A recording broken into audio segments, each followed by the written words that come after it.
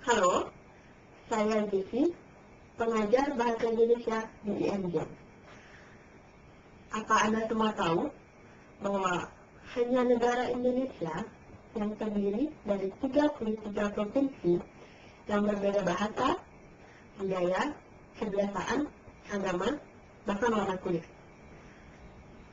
Hanya makanan Indonesia yang sangat kaya rasa, dari manisnya gudeg Yogyakarta sampai pedasnya Minang Padang tersedia. Hanya kesenian Indonesia yang bervariasi dari tari Kamandari Aceh sampai senda tari Ramayana dari Jawa. Begitu banyak hal yang sangat menarik dari Indonesia yang dapat kita pelajari.